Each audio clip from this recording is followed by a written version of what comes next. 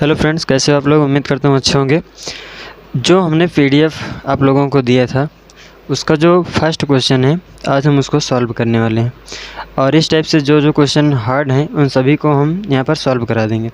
तो देखो, सबसे पहला जो क्वेश्चन है उसमें बोल रहा है कि 60 अंश अपवर्तक कोण वाले प्रिज्म के पदार्थ का अपवर्तनांक 1.14 है। यहाँ पर जो अपवर्तक कोण दिया है, अपवर्तक कोण का मतलब प्रिज्म कोण ही होता है। चाहे अपवर्तक कोण बोले चाहे प्रिज्म कोण बोले, वो मान होगा किसका, ए का। ए बराबर में हमें क्या दे दिया है, 60 अंश दिया है। ए बराबर कितना दिया है, 60 अंश दिया है। उसके बाद आगे बोल रहा है प्रिज्म के पदार्थ का अपवर्तनांक यानी एन। एन बराबर कितना दे दिया है, 1.414। इतना ही दिया है, 1.414। अच्छा, 1.414 को और लिख सकते हो √2। √2 का मान होता है 1.414। जहाँ पर हमें √2 की ज़रूरत पड़ेगी वहाँ पर हम √2 का मान रख देंगे। चलो आगे देखते हैं और क्या दिया है। न्यूनतम विचलन की दशा में प्रिज्म पर आपतित प्रकाश के लिए निम्नलिखित की गणना कीजिए। नंबर 1 ज्ञात करना है न्यूनतम विचलन कोण, यानी कि डेल का मान हमसे पूछ रहा है। न्यूनतम विचलन कोण का मतलब क्या होता है, डेल का मान हमसे क्या कर रहा है, पूछ रहा है। नंबर दूसरा पूछ रहा है अपवर्तन कोण। अपवर्तन कोण को किससे नोट करते हो, आई से। आई बराबर क्वेश्चन मार्क। अपवर्तन कोण हो गया। उसके बाद पूछ रहा है, सॉरी यहाँ पर जो आपतन कोण था वो था आई। अपवर्तन कोण किससे नोट करते हो, आर से। आर बराबर फिर पूछ रहा है क्वेश्चन मार्क। उसके बाद एक और कोण पूछ रहा है निर्गत कोण। जो निर्गत कोण होता है वो आपतन कोण के बराबर होता है। निर्गत कोण आपतन कोण के बराबर होता है। जो मान आपतन कोण यानी आई का आएगा वही मान किसका आ जाएगा, निर्गत कोण का। तो सबसे पहले चलो हम निकाल लेते हैं एन से। एन बराबर सूत्र हमने पढ़ाया होगा, एन बराबर साइन ब्रैकेट में डेल एम प्लस के ए अपान में क्या होता है, 2 होता है। और उसके पूरे के बट्टे में क्या लग जाता है, साइन ए बट्टे 2। ये सूत्र सब लोग पढ़े होंगे। यदि अगर ये सूत्र पढ़े हो तो इसी सूत्र पे सारे मान को रख देंगे, अपना आंसर आ जाएगा। तो चलो आगे सॉल्व करते हैं इसको थोड़ा। एन बराबर करोगे, साइन जैसे लिखा है लिखे रहो। क्या तुम्हें डेल का मान पता है, नहीं पता। डेल का मान ही तुमसे पूछ रहा है। यहाँ पर क्या लिखोगे, डेल प्लस के ए का मान कितना दिया है, ए का मान ध्यान से देखो कितना दिया है, 60 दिया है। यहाँ पर क्या लिख दोगे, 60 बट्टे में क्या हो जाएगा, 2 लगा है तो 2 लगा दोगे। पूरे का बटा लगाओ, साइन जैसे लिखा है लिखे रहो। ए का मान कितना दिया है, 60 अंश दिया है। तो यहाँ पर क्या लिख दोगे, 60 बट्टे में क्या है, 2। अब उसके बाद यहाँ से 2 से 60 को काट सकते हो, कितना आ जाएगा, 30 आ जाएगा। 2 से 60 को काटो तो कितना आएगा, 30 आएगा। एन का मान यहाँ पर देखो कितना दिया, एन का मान 1.414 दिया। इसके बराबर हम क्या लिख सकते हैं, √2। तो यहाँ पर क्या लिख लेते हैं, √2। √2 बराबर करोगे तो यहाँ से क्या बचेगा, केवल साइन बचेगा। डेल एम प्लस के क्या हो जाएगा, 60 बटे के क्या हो जाएगा, 2। इतना हो जाएगा। पूरे का बटा लगाओगे, यहाँ पर क्या बचेगा, केवल साइन। 2 से 60 को काट दिए, कितना बचा, 30 अंश। साइन 30 अंश का मान सभी को पता होगा। देखो √2 बराबर करोगे आगे तो क्या आएगा, √2 बराबर में यहाँ से क्या हो जाएगा, साइन, और ब्रैकेट में क्या बच जाएगा, डेल एम प्लस के 60, और इसके बट्टे में क्या है, 2 बट्टे में साइन 30 अंश का मान कितना होता है, साइन 30 अंश का मान होता है 1/2। आप क्या कर सकते हैं, तिरिया गुणा कर सकते हैं। 1/2 का गुणा किस में करा देना है हमें, √2 में। यहाँ से इसको और आगे सॉल्व कर लेते हैं। यहाँ से देखो इसको हम पे थोड़ा और इधर करते हैं। √2 का गुणा 1/2 में कराओगे तो क्या हो जाएगा, √2 इंटू में 1/2, ये हो जाएगा। कोई दिक्कत नहीं है। देखो √2 यहाँ पर है, ठीक है। यहाँ से देखो √2 यहाँ पर है और यहाँ पर क्या है, 1/2 है। 1/2 का गुणा किस में कराना है, √2 में। तो क्या हो जाएगा, √2 इंटू में 1/2 बराबर में इसका गुणा 1 में कराओगे तो क्या बचेगा, वही उतर जाएगा। साइन डेल एम प्लस के क्या हो जाएगा, 60 बटे के 2। इतने में कोई दिक्कत नहीं होनी चाहिए। देखो √2 यहाँ पर है। अच्छा 2 को क्या लिख सकते हो, और 2 को और कुछ लिख सकते हो, बिल्कुल लिख सकते हो। √2 ऊपर जैसे लिखे रहो, 2 को लिख सकते हो क्या, √2 इंटू में √2, इतना लिख सकते हो 2 को। अब एक √2 से एक √2 कैंसिल, बराबर इधर क्या आ जाएगा, साइन डेल एम प्लस के 60 बटे के क्या हो जाएगा 2 हो जाएगा। ठीक, अब यहाँ पर क्या बचेगा केवल 1/√2। तो यहाँ पर लिख लो क्या 1/√2 बराबर में इधर क्या है साइन है, अब ब्रैकेट में क्या है डेल एम प्लस के 60 अंश बटे में क्या हो जाएगा 2। अच्छा मुझे ये बता सकते हो कि 1/√2 जो है वो साइन में किसका मान होता है, साइन 30 अंश का, 45 अंश का, या फिर 60 अंश का, या फिर 0 अंश का, या फिर 90 अंश का। तो जो साइन 1/2 है, 1/√2 है, 1/√2 साइन 45 अंश का मान होता है। किसका होता है साइन 45 का, यानी 1/√2 को क्या लिख सकते हैं साइन 45 अंश बराबर में इधर क्या है साइन डेल एम प्लस के 60 बटे के क्या हो जाएगा 2। साइन से साइन क्या हो जाएगा कैंसिल, इधर क्या हो जाएगा 45 का गुणा 2 में कराओगे, फिर से इसका क्या कर सकते हो तिर्यक गुणा, इसके बटे 1 लगा के यहाँ पर क्या है बटे में 2 है, 2 का गुणा 45 में कराओगे तो 45 दूनी कितना हो जाएगा 90 बराबर में इधर क्या बचेगा केवल डेल एम प्लस के क्या हो जाएगा 60 हो जाएगा। कोई दिक्कत नहीं है, हमें किसका मान चाहिए डेल एम का। यदि ये डेल एम बराबर में करोगे तो इधर क्या है 90 है, 90 लिखे रहो, माइनस लगाओगे, ये प्लस में है इधर आए तो माइनस में हो गया, 90 माइनस के क्या हो जाएगा 60 हो जाएगा। ठीक, अब यहाँ से यदि डेल एम बराबर करोगे तो 90 में 60 जाए कितना हो जाए बचेगा 30, यानी डेल एम का मान कितना आ गया 30 आ गया। ठीक, डेल एम का मान जब मिल चुका है तब इससे तुम आपतन कोण का मान, अपवर्तन कोण का भी मान निकाल सकते हो और निर्गत कोण का भी मान निकाल सकते हो। देखो कैसे निकालोगे। अच्छा ये बताओ आई बराबर एक सूत्र पढ़े थे, देखो आई बराबर सूत्र क्या होता है, आई बराबर हमने पढ़ाया होगा आप लोगों को डेल एम प्लस के ए अपान में 2, ये सूत्र पढ़ाए होंगे आई बराबर। अच्छा आई का मान तो हमें नहीं पता है, कोई दिक्कत नहीं है, बराबर में डेल एम का मान पता है, बिल्कुल पता है, अभी डेल एम का मान निकाले हो, यहाँ पर ध्यान से देखो जी डेल एम का मान कितना निकाले हो 30 अंश, 30 अंश निकाले हो ना, ये देखो डेल एम का मान कितना दिया है 30 अंश। आप क्या कर दोगे डेल एम का मान इसी सूत्र पर रख दोगे, आई बराबर करो डेल एम का मान अभी निकाले 30 अंश प्लस में ए का मान दिया था कितना दिया था 60 अंश दिया था, ए का मान हो गया कितना 60 अंश बटे में क्या हो जाएगा 2, आई बराबर करोगे 60 30 90 बटे में क्या हो जाएगा 2, इसको काट सकते हो, 2 से काटोगे तो आई बराबर क्या आ जाएगा 45 अंश, इसमें कोई दिक्कत नहीं होनी चाहिए। आगे देखो तुम्हें 2 चीज़ मिल चुके हैं, क्या क्या, एक तो न्यूनतम विचलन कोण मिल गया, पहला आंसर हो गया, उसके बाद तुम्हारा जो तीसरा आंसर था आपतन कोण भी मिल चुका है। एक कोण और ज्ञात करना है अपवर्तन कोण, अपवर्तन कोण को किससे डिनोट करते हो आर से, आर बराबर में हमने सूत्र लिखवाया होगा a/2, ये सूत्र लिखवाए थे। अच्छा इसमें आर का मान तो नहीं पता है, कोई बात नहीं, ए का मान कितना दिया है अभी पता है, प्रिज्म कोण 60 अंश बटे में क्या है 2, इसको काट दोगे तो आर बराबर में कितना आ जाएगा 30 अंश हो जाएगा। अच्छा मुझे एक चीज़ और बताओ, एक क्वेश्चन तुमसे और पूछा है, कौन सा क्वेश्चन, बोल रहा है कि निर्गत कोण हमने बताया था क्या कि निर्गत कोण जो होता है वो बराबर होता है किसके आपतन कोण के, निर्गत कोण बराबर में आपतन कोण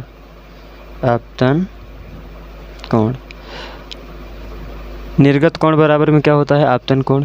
अच्छा निर्गत कोण का मान हमें नहीं पता है लेकिन आपतन कोण का मान पता है, आपतन कोण का मान अभी निकाले, आई बराबर क्या आया है 45, यानी कि आपतन कोण का मान जब 45 है तो यहाँ पर क्या लिख दोगे 45, यानी कि निर्गत कोण का मान कितना आ जाएगा 45 अंश, यही तुम्हारा आंसर हो जाएगा।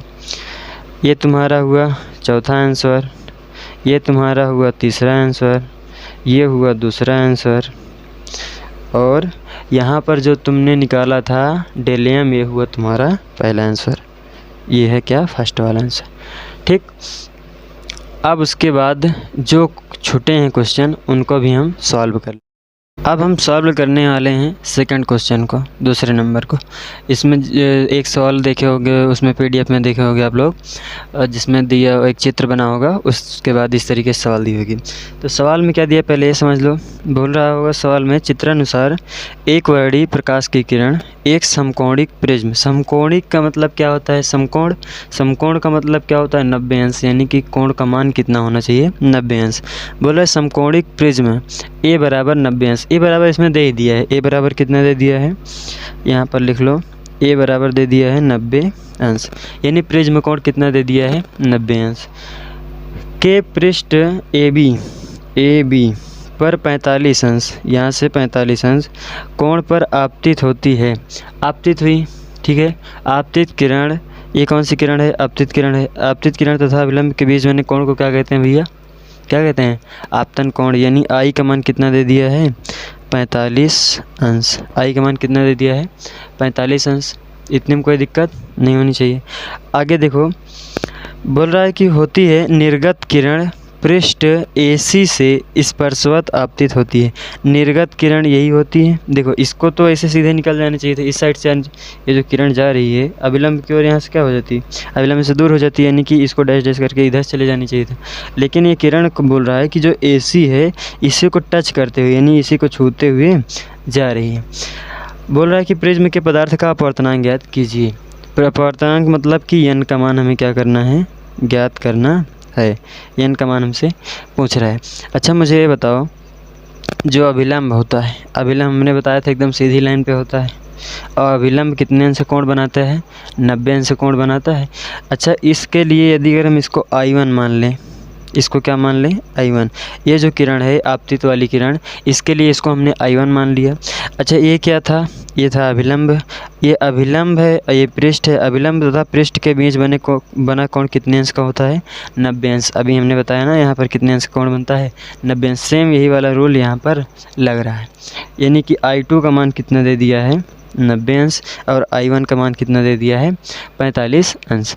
अच्छा, जब हमने निगमन कराया था किसका? प्रिज्म के अपवर्तनांक का सूत्र निकालिए, n बराबर आया था सूत्र साइन डेलियम प्लस के अपान 2 वाले में, तो उसमें हमने एक सूत्र लिखवाया होगा आप लोगों को, डेलियम बराबर में I1 प्लस के I2 माइनस के A।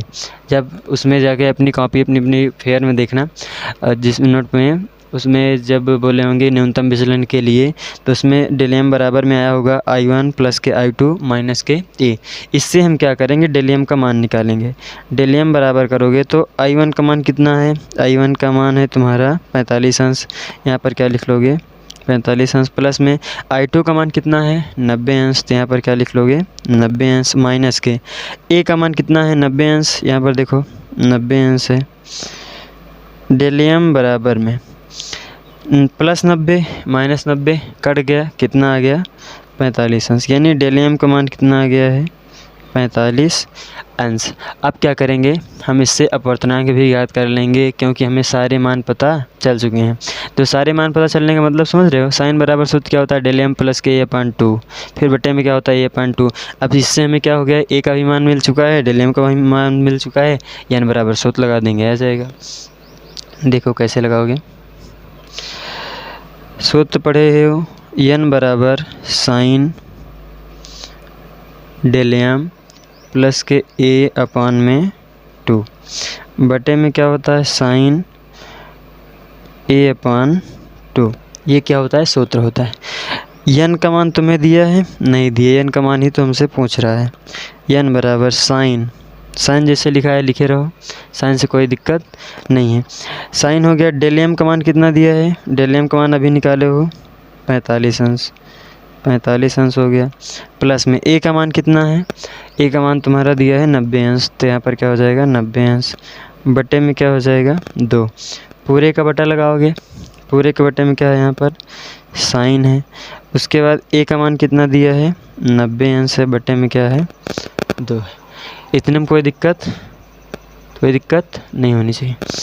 आगे देखो। अच्छा, आगे इसमें और क्या कर सकते हो? 45 में क्या जोड़ सकते हो? 90 को जोड़ सकते हो, n बराबर करो, और इसको काट भी सकते हो। देखो साइन है, लिखे रहो। 45 प्लस में 90 जोड़ोगे तो कितना आएगा? 9 4 13, 135 आएगा। 135 बटे के 2। देखो 0 में 5 जोड़ोगे तो 5 आएगा, और 9 में 4 जोड़ोगे 13 आएगा, बटे में क्या हो जाएगा? 2। अब पूरे का बटे क्या लगा दोगे? पूरा का बटा हो जाएगा तुम्हारा, इसको काट दिए हो तो कितना बचेगा यहाँ पर? केवल साइन 45 अंश। 2 से 90 में भाग दोगे तो आएगा कितना? 45 अंश। कर ले। आगे देखो, n बराबर आगे करोगे, इसको भी भाग दे दो, कितनी बार जाएगा? साइन जैसे लिखा पहले लिखे रहो। 2 से भाग दोगे तो 2 छंग 12, 6 बार गया, 1 बचा, यहाँ पर 5 है तो 2 से 14 67, और उसके बाद कितना बचेगा, यहाँ पर 1 बचेगा, 2 पंचे 10, यानी 67.5 बटे में साइन 45 अंश का मान कितना होता है, 1/√2 होता है। अब तुम्हें मान पता होना चाहिए किसका, साइन 67.5 का। अच्छा एक बात और सुनो, 67.5 का मान तुम्हें सवाल में दिया रहेगा, बोर्ड एग्जाम में जब आएगा तो इसका मान दिया रहेगा, तुम्हें निकालना नहीं पड़ेगा। हालांकि आगे देखो n बराबर करोगे तो जो साइन 67.5 है इसका मान होता है 0.923। इसको याद नहीं करना पड़ेगा, तुम्हारे जो एग्ज़ाम में आएगा ना तो इसका मान दिया रहेगा, साइन 67.5 का मान कितना है, ये सब मान तुमको दिए रहेंगे उसमें। तो साइन 67.5 का मान कितना होता है, 0.923 बटे में इसके क्या है, 1/√2 है। ठीक। अच्छा ये √2 सबसे नीचे सबसे ऊपर चला जाएगा, गुणे में हो जाएगा, यानी n बराबर 0.923 √2। यहाँ पर भी चाहो तो आंसर कर सकते हो, या फिर √2 का मान रख सकते हो। √2 का मान होता है 0.923 जैसे पहले लिखे रहो, और इंटू में इसका जो मान होता है वो होता है 0.414। इसके पहले वाले सवाल में किए भी थे, जा कर के चेक कर लेना। आगे देखो, इसको जब हल करोगे, अपना गुणा वगैरह कराओगे तो ये तुम्हारा आएगा लगभग 1.3, यही तुम्हारा आंसर हो जाएगा। ठीक, ये भी सवाल तुम्हारी कंप्लीट हो गई। इसमें इसको एक बार फिर से थोड़ा समझ लो। देखो यहाँ पर सबसे पहले तुम्हें a का मान दिया ही था, I1 का मान कितना दे दिया था, 45 अंश। ये I2 का मान कैसे आया, ये हो सकता है तुम लोग कंफ्यूज हो जाओ, I2 का मान 90 अंश आया तो कैसे आया। देखो भैया, जो लंब होता है, क्या होता है, लंब होता है, ये जिस पृष्ठ पर रहता है उसको स्पर्श करते हुए 90 अंश का कोण बनाता है। अब यहाँ पर देखो, ये कौन सी किरण होगी, आपतित किरण, यानी कि ये जो कोण बनाएगी ये I1 बनाएगी। ये चली गई कौन सी किरण, परावर्तित किरण। ये जो लास्ट में निकल जाती है किरण, यहाँ से जो बाहर निकल जानी चाहिए थी, इसको या इससे निकल जानी चाहिए थी, ये वाली जो किरण होती है वो बनाती है निर्गत कोण। यदि अगर इसका मान I1 है तो इसका मान क्या होगा, I2 होगा। अभी हमने बताया अभिलंब जो होता है ये क्या है, ये वाली जो लाइन खींची गई है क्या है, अभिलंब है। और अभिलंब जो पृष्ठ से कोण बनाता है वो कितने अंश का बनाता है, 90 अंश का, इसीलिए I2 का मान कितना दे दिया है, 90 अंश। और उसके बाद यहाँ पर सूत्र ही लगाए हो, डेल m बराबर में सूत्र होता है I1 प्लस के I2 माइनस के, I1 का मान 45 था और I2 का मान 90, और a का मान कितना है माइनस, इसमें a का मान 90 था, a का मान 90 रख दियो। देखो a का मान कितना दिया है, 90 दिया है। बाकी फिर काटे पीटे हो, n बराबर सूत्र लगा दियो हो। यदि ये नहीं समझ में आया तो इसको एक बार दोबारा देख लेना, समझ में आ जाएगा। इसका आंसर n बराबर में कितना आ गया, 1.3। चलो अब तीसरे सवाल को देखते हैं। देखो तीसरे में क्या कह रहा है, यदि कांच के एक पतले प्रिज्म को जल में डुबो दें तो सिद्ध कीजिए कि प्रिज्म द्वारा उत्पन्न प्रकाश का न्यूनतम विचलन कोण यानी कि डेल m वायु में रखने पर 1/4 रह जाएगा। अच्छा, इसमें पतले प्रिज्म के लिए हमने सूत्र कुछ पढ़ाया था, जब इसमें याद करो, जब लिखवाया था कि यदि अगर प्रिज्म पतला हो जाए तब उसका सूत्र क्या होता है, लिखवाए थे, बिल्कुल लिखवाए थे। क्या लिखवाए थे, उसमें लिखवाए थे कि डेल बराबर में जो होता है वो होता है n-1 इंटू में a, यही क्या होता है, हमारा फार्मूला होता है। इस फार्मूले की ज़रूरत हमें पड़ेगी। अच्छा, सबसे पहले उसमें और कुछ दिया है, उसको भी देख लेते हैं। इसमें जो बोल रहा है कि ANG बराबर में दे रखा है 3/2 और ANW बराबर में दे रखा है 4/3। NG का मान दिया है, NW का मान दिया है, इससे हम किसका मान निकाल सकते हैं, WNG का।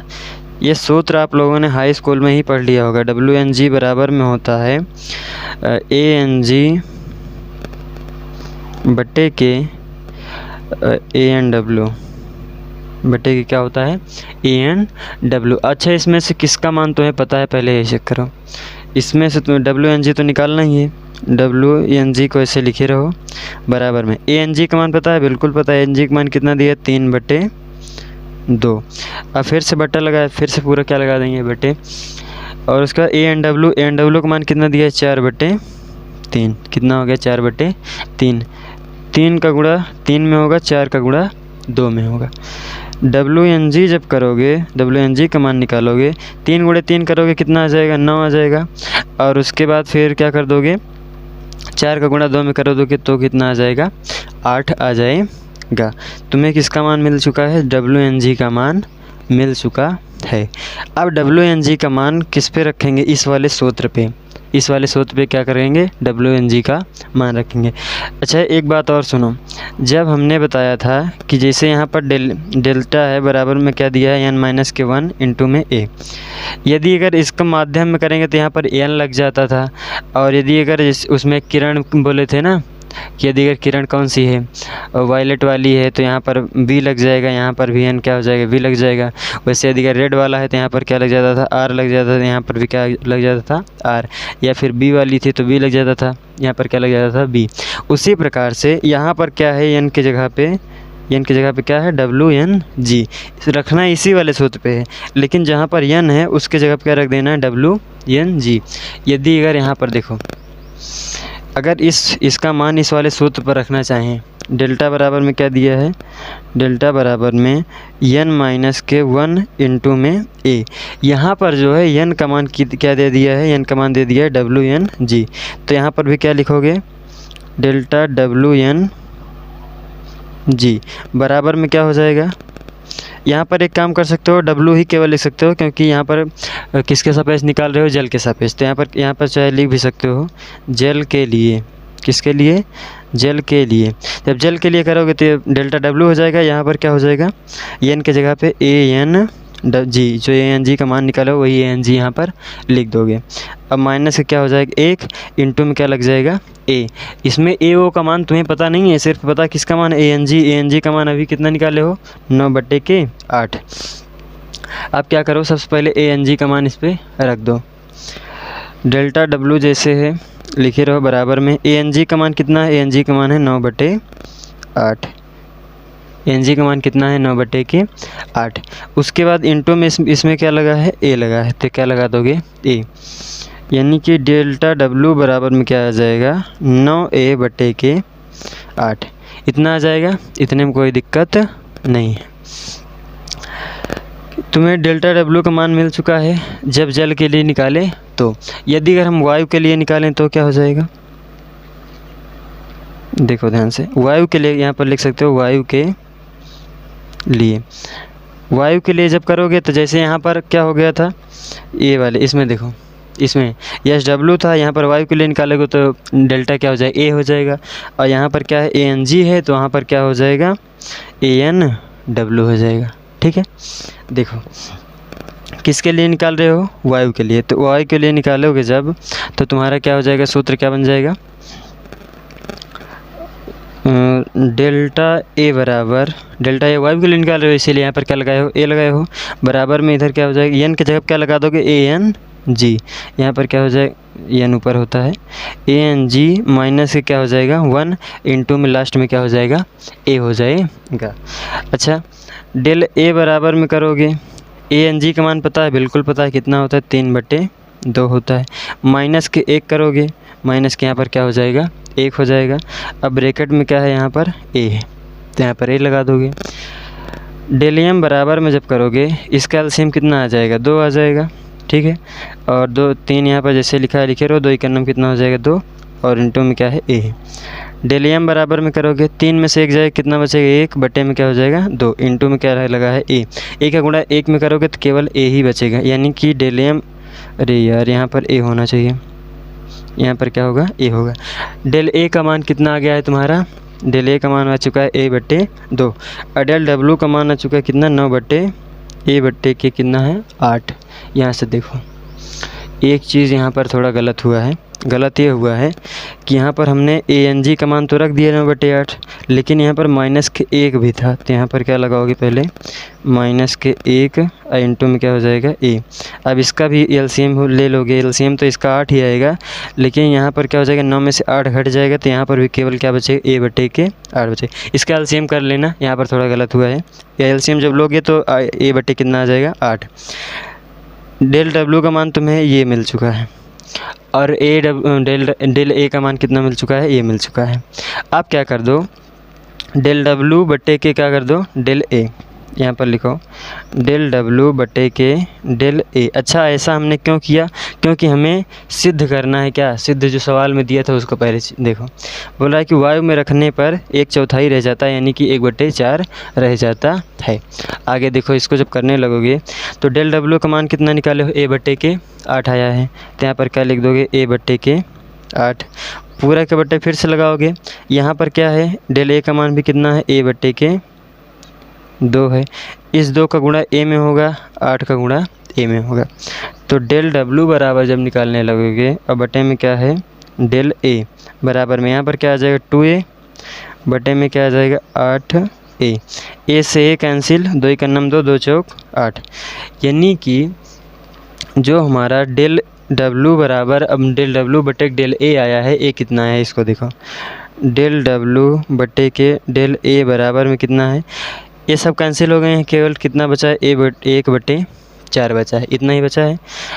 थोड़ा सा इस वाले में देख लो, इधर उस ऊपर में इसके क्या है, इधर देखो ऊपर में है इसके डेल डब्ल्यू बटे में नीचे क्या है, इसके नीचे है डेल ए बराबर में इधर कितना आया, 1/4 आया। यदि अगर हमें डेल डब्ल्यू का मान चाहिए, किसका मान चाहिए, डेल डब्ल्यू का, तो डेल डब्ल्यू बराबर करोगे तो डेल डब्ल्यू बराबर 1/4, तो जैसे लिखा रहेगा, डेल ए किस में है, बटे में है, इधर आएगा तो गुणे में हो जाएगा, डेल ए बच जाएगा। यही तो हमें सिद्ध करना था। बोल रहा था कि वायु में रखने पर 1/4 रह जाता है, 1/4 रह जाता है। यदि अगर जल से हटा दें, किस में कर दें, वायु में कर दें, तो कितना हो जाएगा, 1/4 हो जाएगा। यही तुम्हारा क्या हो जाएगा, आंसर हो जाएगा।